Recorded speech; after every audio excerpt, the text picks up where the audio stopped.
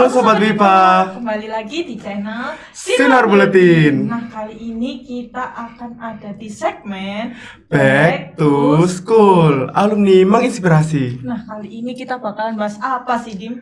Nah, tadi aku kan ada nyebutin salah satu jargon kita ya, alumni menginspirasi. Berarti ada alumni di samping kita nih. Wah, siapa ya Kak ya? Aduh, penasaran kan kalian? Nah, sebelum itu kita kenalin dulu nih. Saya Nabila dari tim jurnalistik Sinar Buletin SMA Wijaya Putra dan Saya Dimas dari OSIS SMA Wijaya Putra Surabaya. nah, kali ini kita kedatangan siapa sih, Dim? Jadi kita ini kedatangan dari alumni SMA Wijaya Putra yang sekarang sudah melenggang jauh di Universitas Brawijaya. Wah, keren banget ya. Iya, Ternyata udah kita terima punya alumni, itu. banyak sekali alumni yang dimana membanggakan sekolah. Kayak kemarin, kayak kita kan udah mendatangkan alumni yang dimana beliau ini merupakan suatu bisnismen. Wah, keren banget ya Kak ya. Iya, Oke, langsung aja ke Kak Nala. narasumber. Oke, halo. Halo. Kenalin nih, Kak. Ya, gimana Kak kabarnya hari ini? Alhamdulillah, Alhamdulillah baik. Ya. Wah, tadi kan Kakak kan sudah mengisi acara ya Kak ya di Iya, acara MOPD, yaitu masa pengenalan MOPD, masa orientasi pengenalan peserta didik baru. Oke. Keren banget. Tadi juga kita udah dengar pembahasan dari Kak Kak Nala, Nala. kayak latar belakangnya itu apa. Nah, bisa diomongin nih, Kak. Kenalin dulu deh. Iya. Oke, makasih ya untuk kesempatannya. Untuk saya, perkenalkan, saya Nala Octavia. Saya lulusan jalur SNMPTN, Alhamdulillah tahun lalu, di angkatan tahun 2020. Lulus di program studi Agroekoteknologi, Fakultas Pertanian, Universitas Brawijaya. Keren banget. iya. Mas sudah masuk top 10 universitas Iya. terbaik, bahkan Iya. top 5. Oh my god. Nah, dulu nih di sekolah SMA Wijaya Putra, Kakak dulu jurusan apa nih? Dulu saya ini ambil IPA. Oh, IPA. Iya. Kakak masuk SMA Wijaya Putra ini tahun berapa? Tahun 2017. Oh, 17. Lulus di 2020. 2020. Oh, udah lama ya berarti. Iya. Terus kemudian omong-omong Kak, kita kan udah denger-denger nih tadi Kakak pernah di Banyuwangi ya Kak ya, waktu Iya, benar. SMA. Iya, Itu waktu Kakak kok bisa menjadi delegasi dari Wijaya Putra untuk ke Banyuwangi itu gimana ya Kak ya? Oke, jadi waktu itu ceritanya sampai saya bisa ke Banyuwangi dan itu kebetulan lomba nasional. Jadi kita offline seluruh siswa di Indonesia tuh dikumpulkan di satu tempat di Banyuwangi tadi. Nah, itu awalnya saya dan tim lihat kan di internet. Itu pun sebenarnya kita sendiri inisiatif lihat di internet. Oh, ini ada lomba bergengsi nih dari LIPI waktu itu. Sekarang LIPI kan jadi nama BRIN ya. Waktu itu yang ngadain LIPI kebetulan kan dia emang fokus di riset juga ya. Di situ pas dilihat offline dan kita bakal diajak penelitian bareng dan berkompetisi gitu antar satu tim senasional di Indonesia. Pas kita daftar dan alhamdulillah diambil. Ternyata dalam satu wilayah tuh cuman diambil beberapa aja dan alhamdulillah dari SMA Wijaya Putra itu lolos waktu itu. Berapa Dan tim itu Kak? waktu itu satu tim aja dari Timnya saya. Kak Nala? Iya. Berapa orang? 3 orang. 3 gitu. orang. Wih, keren banget Kak sih Nal. Iya, keren Bisa sih. bisa lomba di LIPI terus lolos lagi ke Lolos Banyuwangi. ya, alhamdulillah. Nah, di Banyuwangi itu Kakak ngapain aja Kak? Nah, di Banyuwangi waktu itu saya sempat kepikiran ya, apa ini saya kayak kompetisi biasanya gitu kan. Satu tim kita bakal berpresentasi, mengadu ide kita untuk siapa yang paling inovatif gitu kan. Tapi ternyata pas datang di sana, herannya kita datang udah disambut banget. Kita udah kayak orang penting gitu loh. Ada hotel disiapkan, makan itu selalu enak gitu kan. Terus ternyata kita penelitian nggak satu tim sama teman-teman satu SMA, bahkan di mix waktu itu. Oh gitu. Di mix banget.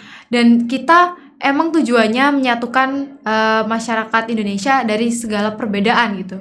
Jadi kita satu tim itu kemarin ada 5 orang dan 5 orang itu semua beda wilayah. Di mix gitu ya Kak ya? Iya, ada yang dari Ih, keren Jambi, banget. Sulawesi, saya dari Surabaya, ada yang dari Bali, semuanya lah, macam-macam banyak. Berarti itu suatu kesempatan yang besar ya Kak untuk memperkenalkan budaya dari daerah masing-masing. Iya, benar-benar. Dan waktu itu saya sempat itu yang paling interest banget di sini karena lama loh itu, dan kita itu banyak jalan-jalannya juga di sana. Keren banget. Jalan-jalan sekaligus riset. Ya gitu. Kemudian Kak apa? Sebelum keterima di Universitas Brawijaya nih. Nah, dulu di SMA itu kakak ngelakuin hal apa? Kayak kegiatan apa aja? Biar bisa masuk ke Iya, Wijaya Kak. Putra. Brawijaya, maaf. Brawijaya. Oke, kegiatan apa aja? Mungkin aku cerita sedikit ya terkait sebelumnya. Jadi waktu itu SMP lah. SMP kan ujian waktu itu.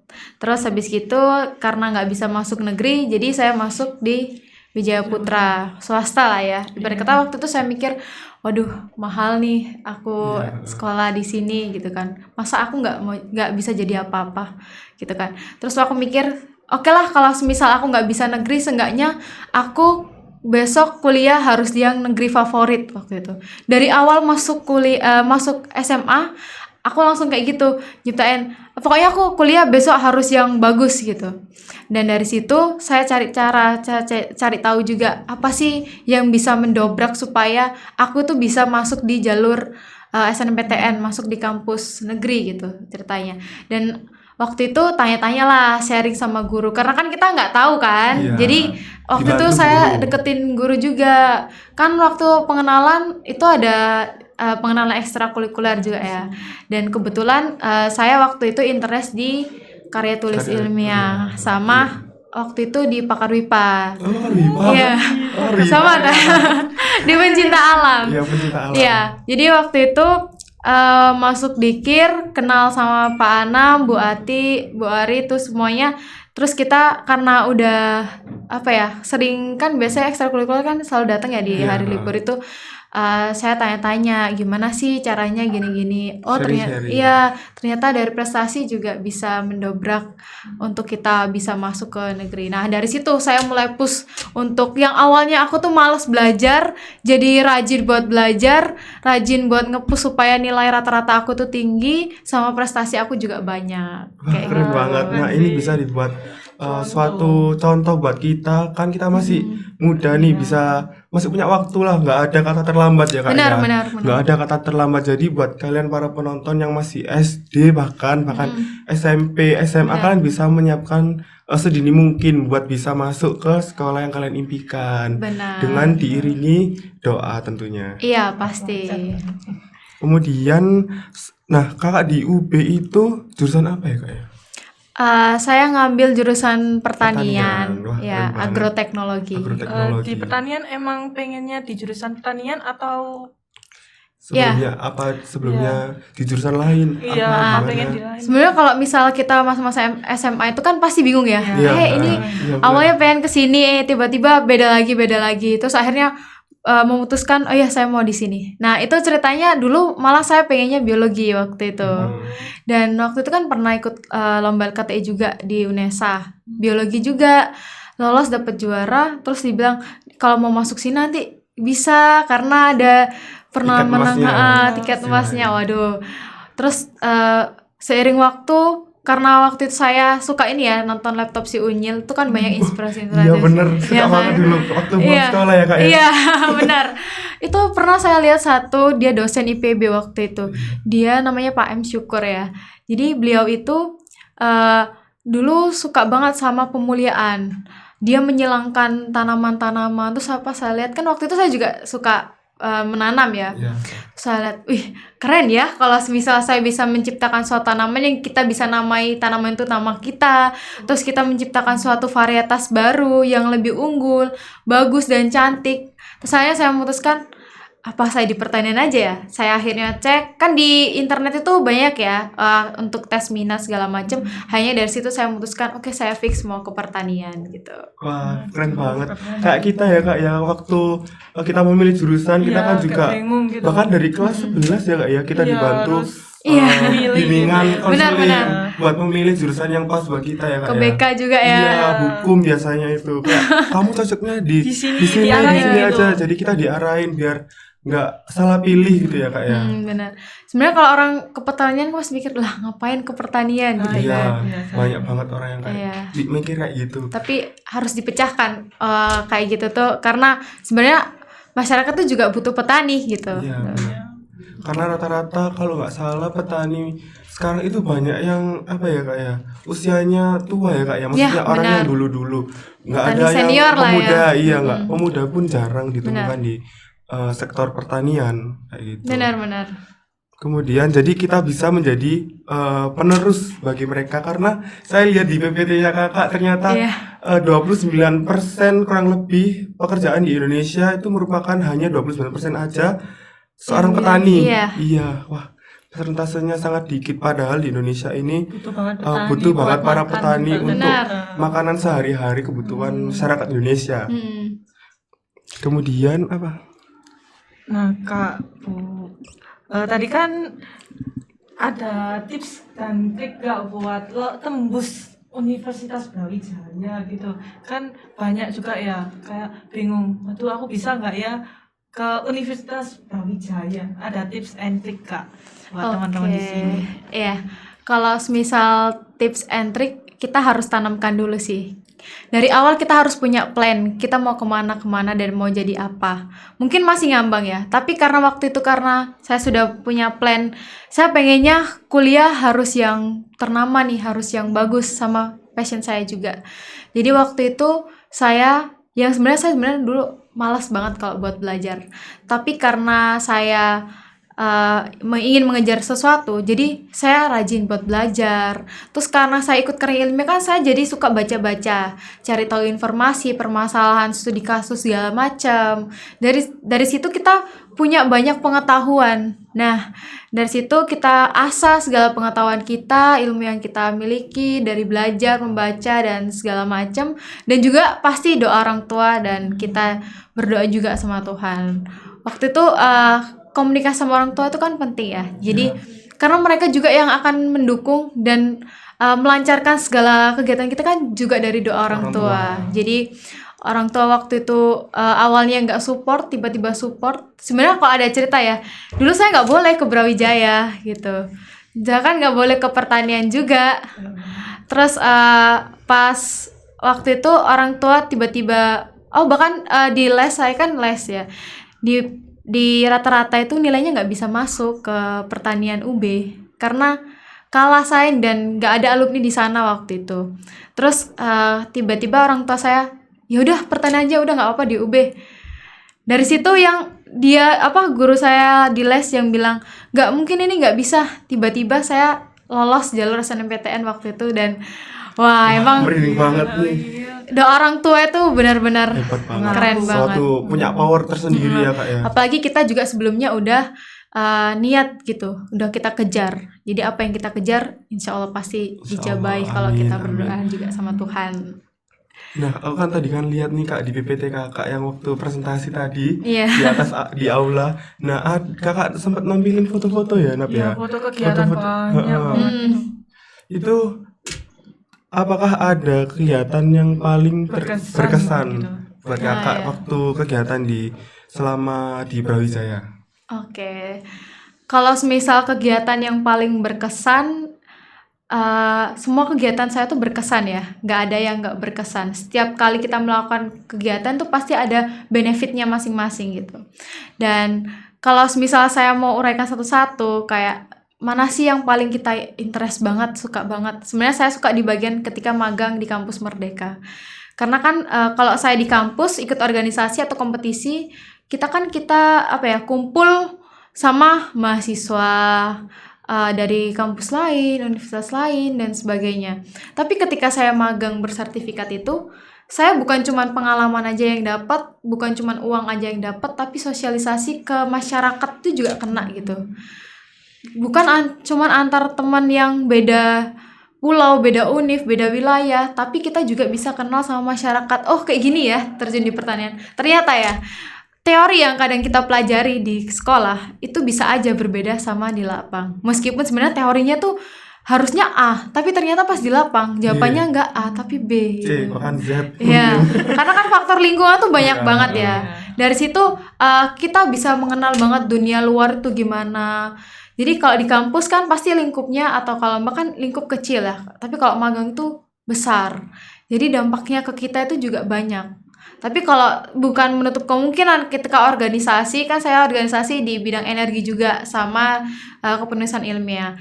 Meskipun saya pertanian nyeleneh ke energi, tapi benar-benar benefitnya tuh dapat banget. Interest kita sama anak-anak teknik, kita belajar suatu teknologi, belajar terkait dengan energi baru terbarukan, dan juga kepedulisan gitu.